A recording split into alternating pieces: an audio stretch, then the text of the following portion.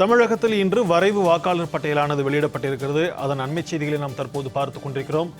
ராமநாதபுரத்தின் வரைவு வாக்காளர் பட்டியல் விவரங்கள் தற்போது வெளியாகி இருக்கின்றன. அதன்படி சிறப்பு தீவிர திருத்தத்திற்கு முன்பாக 12,08,690 வாக்காளர்கள் இருந்த நிலையில் எஸ்ஐஆருக்கு பிறகு 1,17,364 வாக்காளர்கள் இந்த பட்டியலில் இடம் பிடித்திருக்கின்றனர். நீக்கப்பட்ட வாக்காளர்களில் எண்ணிக்கையானது 1,17,364 இருக்கிறது. அண்மை செய்தியாக நாம் பார்த்துக் கொண்டிருக்கிறோம். ராமநாதபுரம் மாவட்டத்தில் 1.17 லட்சம் வாக்காளர்கள் நீக்கம் செய்யப்பட்டிருக்கின்றனர். எஸ்ஐஆருக்கு பிறகு 1.17 லட்சம் வாக்காளர்கள் தற்போது வாக்காளர் பட்டியலிலிருந்து நீக்கப்பட்டிருக்கின்றனர். அண்மை செய்தியாக நாம் பார்த்துக் கொண்டிருக்கிறோம். இது தொடர்பான கூடுதல் விவரங்களோடு நம்முடன் இணைகிறார் செய்தியாளர் ரகு. வணக்கம் ரகு. ராமநாதபுரம் மாவட்டத்தில் 1.17 லட்சம் வாக்காளர்கள் நீக்கப்பட்டிருக்கின்றனர். இது குறித்தான விரிவான தகவல்.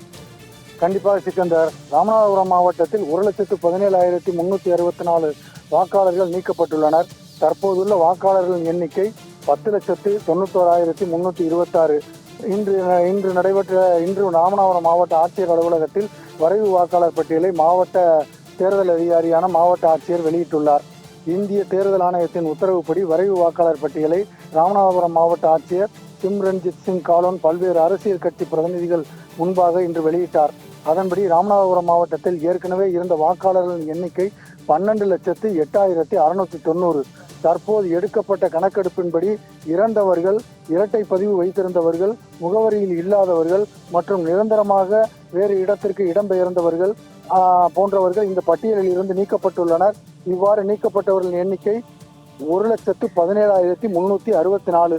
வாக்காளர் பட்டியலில் இருந்து நீக்கப்பட்டவர்கள் போக தற்போது மீதம் இருக்கும் வாக்காளர்களின் எண்ணிக்கை ராமநாதபுரம், பரமக்குடி, முதுகுளத்தூர், திருவாடானை ஆகிய 4 சட்டமன்ற தொகுதிகளுக்கும் சேர்த்து 10,91,326 ஆகும்.